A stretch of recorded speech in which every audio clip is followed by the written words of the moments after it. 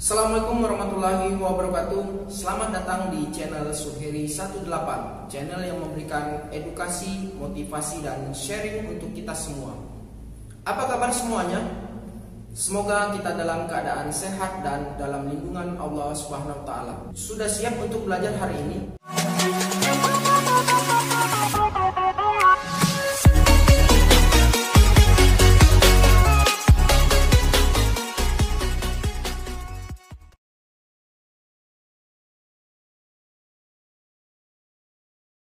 Kembali lagi dengan saya Suheri. Kali ini kita akan mempelajari mata kuliah pendidikan Pancasila. Pada materi kali ini kita akan menguraikan Pancasila menjadi dasar negara Republik Indonesia.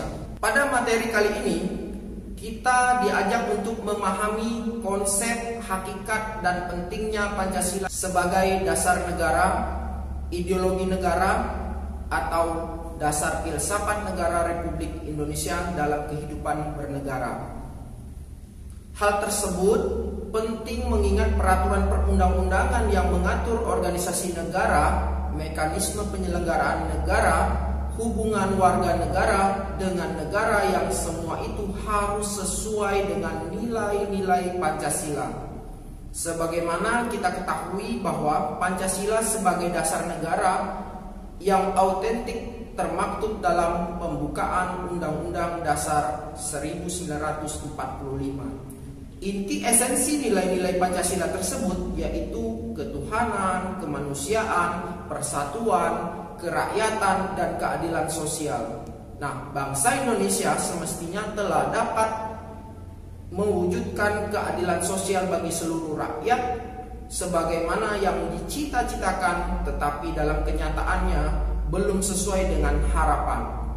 Hal tersebut merupakan tantangan bagi generasi muda, khususnya kita semua sebagai kaum intelektual, untuk berpartisipasi berjuang mewujudkan tujuan negara berdasarkan Pancasila.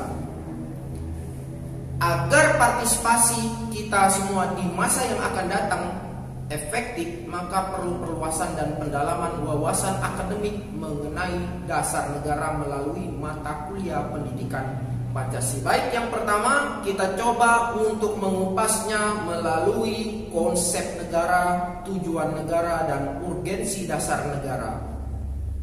Menelusuri konsep negara, apakah kita pernah mendengar istilah homo faber atau makhluk yang menggunakan teknologi, homo socius atau makhluk bermasyarakat, homo economicus atau makhluk ekonomi, dan istilah zoon politikun atau makhluk politik?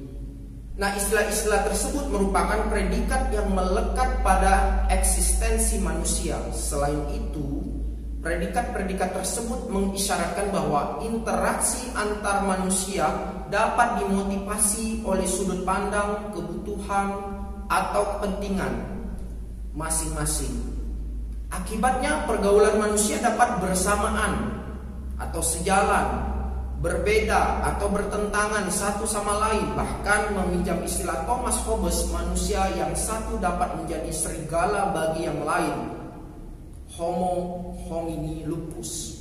Oleh karena itu, agar tercipta kondisi yang harmonis dan tertib dalam memenuhi kebutuhannya, dalam memperjuangkan kesejahteraannya, manusia membutuhkan yang namanya negara. Apa itu negara? Menurut Diponolo dalam bukunya, negara adalah suatu organisasi kekuasaan yang berdaulat, yang dengan tata pemerintahan melaksanakan tata tertib atas suatu umat di suatu daerah tertentu. Lebih lanjutnya, Diponolo mengemukakan beberapa definisi negara sebagai berikut. Sejalan dengan pengertian negara ini, Diponolo menyimpulkan 3 unsur yang menjadi syarat mutlak bagi adanya negara, yaitu yang pertama unsur tempat atau daerah, wilayah atau teritori. Yang kedua unsur manusia atau umat, atau yang sering kita sebut dengan masyarakat, rakyat atau bangsa. Yang ketiga, unsur organisasi atau tata kerjasama atau tata pemerintahan. Ketiga unsur tersebut lazim dinyatakan sebagai unsur konstitutif. Selain unsur konstitutif, ada juga unsur lain, yaitu unsur deklaratif. Dalam hal ini pengakuan dari negara lain. Berbicara dengan negara dari perspektif tata negara paling tidak dapat dilihat dari dua pendekatan, yaitu negara dalam keadaan diam, yang fokus pengkajiannya terutama kepada bentuk dan struktur organisasi negara. Yang berikutnya, negara dalam keadaan bergerak, yang fokus pengkajiannya terutama kepada mekanisme penyelenggaraan lembaga-lembaga negara, baik di pusat maupun di daerah. Pendekatan ini juga meliputi bentuk pemerintahan seperti apa yang dianggap paling tepat untuk sebuah negara. Banyak sekali definisi negara oleh para ahli, seperti misalnya Aristoteles. Negara atau disebut polis ialah persekutuan daripada keluarga dan desa guna memperoleh hidup yang sebaik-baiknya. Ada juga pendapat Jean Bodin, negara itu adalah suatu persekutuan daripada keluarga-keluarga dengan segala kepentingannya yang dipimpin oleh akal dari suatu kuasa yang berdaulat. Ada juga menurut Hugo de Groot atau Grotius, negara merupakan suatu persekutuan yang sempurna daripada orang-orang yang merdeka untuk memperoleh perlindungan hukum. Ada juga menurut Bloomsbury, mengartikan negara sebagai diri rakyat yang disusun dalam suatu organisasi politik di suatu daerah tertentu. Ada juga menurut Hansen Kelsen, negara adalah suatu susunan pergaulan hidup bersama dengan tata paksa. Ada juga menurut Harold Lansky, negara sebagai suatu organisasi paksaan. Dan ada juga menurut Woodrow Wilson, negara merupakan rakyat yang terorganisasi untuk hukum dalam wilayah tertentu. Nah, itu adalah definisi-definisi negara oleh para ahli. Bentuk negara, sistem pemerintahan, dan tujuan negara seperti apa yang ingin diwujudkan, serta bagaimana jalan atau cara mewujudkan tujuan negara tersebut akan ditentukan oleh dasar negara yang dianut oleh negara yang bersangkutan. Dengan kata lain, dasar negara akan menentukan bentuk negara, bentuk dan sistem pemerintahan, dan tujuan negara yang ingin dicapai, serta jalan apa yang ditempuh untuk mewujudkan tujuan suatu negara.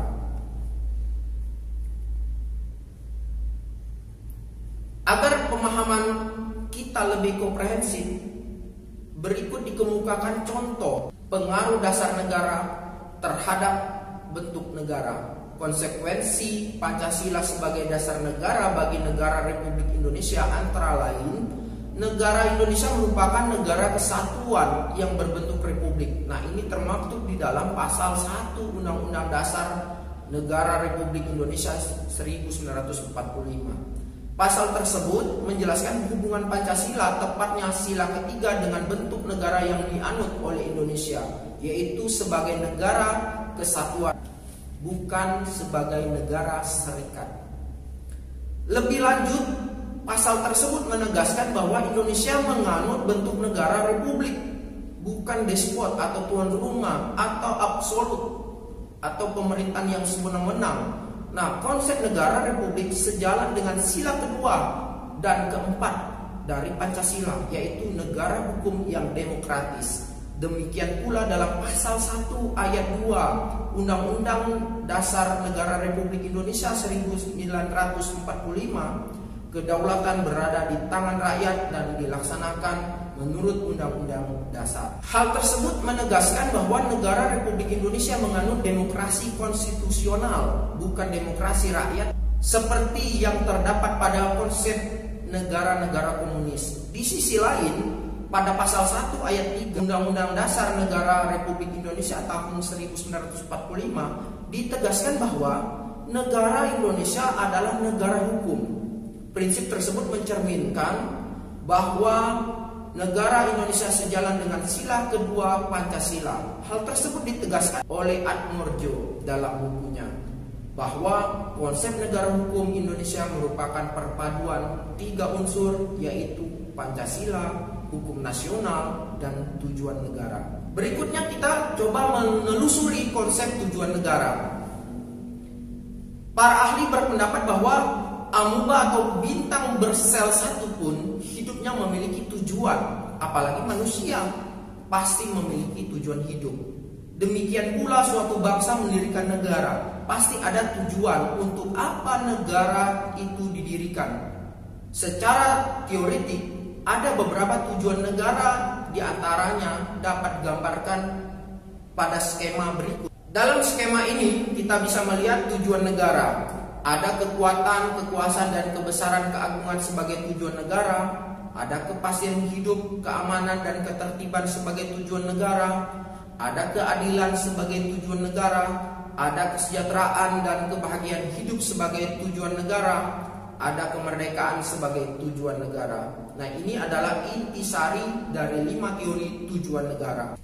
Tujuan yang ingin dicapai oleh setiap orang mungkin sama, yaitu kesejahteraan dan kebahagiaan. Tetapi cara yang ditempuh untuk mencapai tujuan tersebut berbeda-beda, bahkan terkadang saling bertentangan.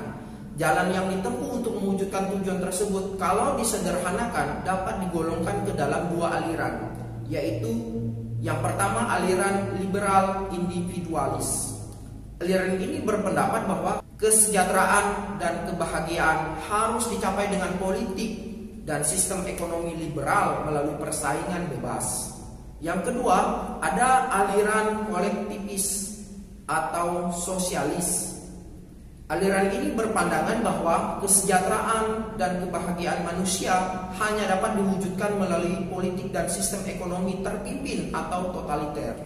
Tujuan negara Republik Indonesia apabila disederhanakan dapat dibagi 2, yaitu mewujudkan kesejahteraan umum dan menjamin keamanan seluruh bangsa dan seluruh wilayah negara. Oleh karena itu, pendekatan dalam mewujudkan tujuan negara tersebut dapat dilakukan dengan 2 pendekatan. Yang pertama yaitu pendekatan kesejahteraan, yang kedua yaitu pendekatan keamanan. Kita coba lagi menelusuri konsep dan urgensi dasar negara. Secara etimologis, istilah dasar negara maknanya identik dengan istilah ground norm atau norma dasar, atau Rechtsstaat atau cita hukum, atau Staatsrecht cita negara, atau filosofis Grundrecht atau dasar filsafat negara.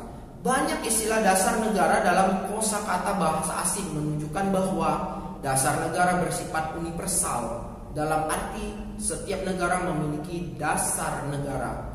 Secara terminologis atau secara istilah, dasar negara dapat diartikan sebagai landasan dan sumber dalam membentuk dan menyelenggarakan negara. Dasar negara juga dapat diartikan sebagai sumber dari segala sumber hukum. Secara teoretik, istilah dasar negara mengacu kepada pendapat Hans Kelsen, disebut a basic norm atau grand norm. Norma dasar ini merupakan norma tertinggi yang mendasari kesatuan-kesatuan sistem norma dalam masyarakat yang teratur, termasuk di dalamnya negara yang sifatnya tidak berubah. Dengan demikian, kedudukan dasar negara berbeda dengan kedudukan peraturan perundang-undangan, karena dasar negara merupakan sumber dari peraturan perundang-undangan. Implikasi dari kedudukan dasar negara ini, maka dasar negara bersifat permanen, sementara peraturan perundang-undangan bersifat fleksibel, dalam arti dapat diubah sesuai dengan kebutuhan ataupun tuntutan zaman.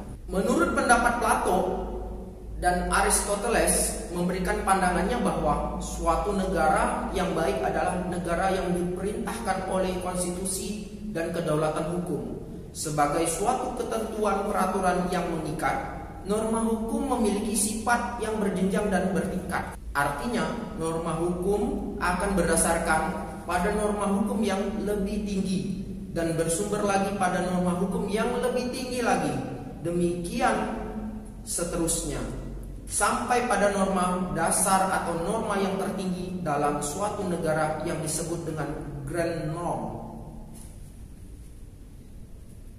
Prinsip bahwa norma hukum ini bertingkat dan berjenjang terbukti dalam Undang-Undang Nomor 12 Tahun 2011 tentang pembentukan peraturan perundang-undangan yang tercermin pada pasal 7 yang menyebutkan jenis dan hierarki peraturan perundang-undangan, yaitu sebagai berikut. Yang pertama ada Undang-Undang Dasar Negara Republik Indonesia tahun 1945. Yang kedua ada Ketetapan Majelis Permusyawaratan Rakyat atau sering kita sebut dengan TAP MPR. Yang ketiga ada Undang-Undang Peraturan Pemerintah Pengganti Perundang-undangan. Ada peraturan pemerintah, ada peraturan presiden, ada peraturan daerah provinsi, dan yang terakhir yaitu peraturan daerah kabupaten kota. Nah, berikutnya perlu juga kita menanyakan alasan diperlukannya kajian Pancasila sebagai dasar negara. Setiap orang pasti bertanya-tanya, termasuk kita semua, benarkah Pancasila itu diperlukan sebagai dasar negara? Apa buktinya jika Pancasila itu perlu dijadikan dasar negara Indonesia? Untuk menjawab pertanyaan tersebut, kita akan mulai dari analogi terlebih dahulu. Apakah Anda mempunyai kendaraan? Apakah yang harus Anda lakukan jika tidak ada jalan yang dapat dilalui? Ya, Pancasila seperti jalan aspal yang memberikan arah kemana kendaraan itu dapat dibawa tanpa ada kerusakan. Berbeda dengan jalan yang tidak diaspal. Meskipun kendaraan dapat berjalan baik, tetapi dalam waktu yang singkat kendaraan akan cepat rusak. Oleh karena itu, Pancasila merupakan pandangan hidup dan kepribadian bangsa yang nilai-nilainya bersifat nasional, yang mendasari kebudayaan bangsa. Maka nilai-nilai tersebut merupakan perwujudan dari aspirasi atau cita-cita hidup bangsa. Ini saya kutip dari bukunya Muzaim. Dengan Pancasila, perpecahan bangsa Indonesia akan mudah dihindari karena pandangan Pancasila bertumpu pada pola hidup yang berdasarkan keseimbangan, keselarasan, dan keserasian. Sehingga perbedaan apapun yang ada dapat dibina menjadi suatu pola hidup yang dinamis, penuh dengan keanekaragaman yang berada dalam satu keseragaman yang kokoh. Masih dalam pendapat Muzaim. Dengan peraturan yang berlandaskan nilai-nilai Pancasila, maka perasaan adil dan tidak adil dapat diminimalkan. Hal tersebut dikarenakan Pancasila sebagai dasar negara menaungi dan memberikan gambaran yang jelas tentang peraturan tersebut, berlaku untuk semua tanpa ada perlakuan diskriminatif bagi siapapun. Oleh karena itu, Pancasila memberikan arah tentang hukum, harus menciptakan keadaan negara yang lebih baik dengan berlandaskan pada nilai-nilai ketuhanan, kemanusiaan, persatuan, kerakyatan, dan keadilan. Dengan demikian, diharapkan warga negara dapat memahami dan melaksanakan Pancasila dalam kehidupan sehari-hari, dimulai dari kegiatan-kegiatan yang sangat sederhana yang menggambarkan hadirnya Pancasila atau nilai-nilai Pancasila dalam kehidupan bermasyarakat. Misalnya saja, masyarakat selalu bahu-membahu dalam ikut berpartisipasi, membersihkan lingkungan, saling menolong, dan menjaga satu sama lain. Hal tersebut mengindikasikan bahwa nilai-nilai Pancasila telah terinternalisasikan dalam kehidupan bermasyarakat. Lalu bagaimana dengan pemerintah? Sebagai penyelenggara negara, mereka seharusnya lebih mengerti dan memahami dan mengaktualisasikan nilai-nilai Pancasila dalam kehidupan kenegaraan. Mereka harus menjadi panutan bagi warga negara lain agar masyarakat luas meyakini bahwa Pancasila itu hadir dalam setiap hembusan napas bangsa ini. Nah, berikutnya kita coba melihat sumber yuridis, historis, sosiologis, dan politis tentang Pancasila sebagai dasar negara. Dalam rangka menggali pemahaman Pancasila sebagai dasar negara, kita akan dihadapkan pada berbagai sumber keterangan. Sumber-sumber tersebut meliputi sumber historis, sosiologis, dan politis. Berikut kita uraikan satu persatu. Yang pertama yaitu sumber yuridis Pancasila sebagai dasar negara. Secara yuridis ketatanegaraan, Pancasila merupakan dasar negara Republik Indonesia sebagaimana terdapat pada pembukaan Undang-Undang Dasar Negara Republik Indonesia tahun 1945 yang kelahirannya ditempa dalam proses kebangsaan Indonesia. Melalui Undang-Undang Dasar Negara Republik Indonesia tahun 1945 sebagai payung hukum, Pancasila perlu diaktualisasikan agar dalam praktik berdemokrasinya tidak kehilangan arah dan dapat meredam konflik yang tidak produktif. Yang berikutnya, sumber historis Pancasila sebagai dasar negara. Dalam sidang yang diselenggarakan untuk mempersiapkan Indonesia merdeka, Rajiman meminta kepada anggotanya untuk menentukan dasar negara. Sebelumnya Muhammad Yamin dan Supomo mengungkapkan pandangannya mengenai dasar negara. Kemudian dalam pidato 1 Juni 1945, Soekarno menyebutkan dasar negara dengan menggunakan bahasa Belanda, filosofische grondslag bagi Indonesia merdeka. Hal itu merupakan fundamen filsafat pemikiran yang sedalam-dalamnya, jiwa hasrat yang sedalam-dalamnya. Untuk di atasnya didirikan gedung Indonesia Merdeka. Soekarno juga menyebutkan dasar negara dengan istilah Welstandschaft atau pandangan dunia. Ini dikutip dari bukunya Bahar Kusuma dan Hudawati. Nah, dapat diumpamakan bahwa Pancasila merupakan dasar atau landasan tempat gedung Republik Indonesia itu didirikan. Pancasila sebagai dasar negara sering juga disebut dengan filosofische grondslag dari negara, ideologi negara, Staatsrecht. Dalam hal tersebut, Pancasila digunakan sebagai dasar mengatur pemerintah negara, atau dengan kata lain, Pancasila digunakan sebagai dasar untuk mengatur penyelenggaraan negara. Yang berikutnya, sumber sosiologis Pancasila sebagai dasar negara. Secara singkat, Latif dalam pimpinan MPR dan tim kerja sosialisasi MPR periode 2009-2014 menguraikan pokok-pokok moralitas dan haluan kebangsaan kenegaraan menurut alam Pancasila sebagai berikut. Yang pertama, nilai-nilai ketuhanan atau religiusitas sebagai sumber etika dan spiritualitas yang bersifat vertikal dianggap penting sebagai fundamental etika kehidupan bernegara. Yang kedua, nilai-nilai kemanusiaan universal yang bersumber dari hukum Tuhan, hukum alam, dan sifat-sifat sosial yang bersifat horizontal dianggap penting sebagai fundamental etika politik kehidupan bernegara dalam pergaulan dunia. Yang ketiga, nilai-nilai etis kemanusiaan harus mengakar kuat dalam lingkungan pergaulan kebangsaan yang lebih dekat sebelum menjangkau pergaulan dunia yang lebih jauh. Yang keempat, nilai ketuhanan, nilai kemanusiaan, dan nilai serta cita-cita kebangsaan itu dalam aktualisasinya harus menjunjung tinggi kedaulatan rakyat yang dipimpin oleh hikmat kebijaksanaan. Dan yang kelima, nilai ketuhanan, nilai kemanusiaan, nilai dan cita kebangsaan serta demokrasi permusyawaratan itu memperoleh artinya sejauh mana mewujudkan keadilan sosial. Yang berikutnya, sumber politis Pancasila sebagai dasar negara.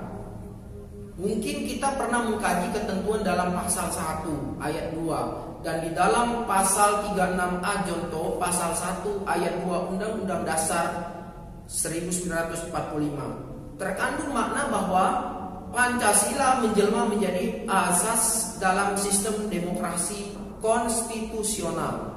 Konsekuensinya, Pancasila menjadi landasan etik dalam kehidupan politik bangsa Indonesia. Selain itu, bagi warga negara yang berkiprah dalam suprastruktur politik atau sektor pemerintah, yaitu lembaga-lembaga negara dan lembaga-lembaga pemerintahan, baik itu pusat maupun di daerah, Pancasila merupakan norma hukum dalam memformulasikan dan mengimplementasikan kebijakan publik yang menyangkut hidup orang banyak. Baik, materi kita akan kita lanjutkan pada video berikutnya. Untuk melanjutkan materi berikutnya, silakan Anda subscribe, like, dan share materi atau video ini. Assalamualaikum warahmatullahi wabarakatuh.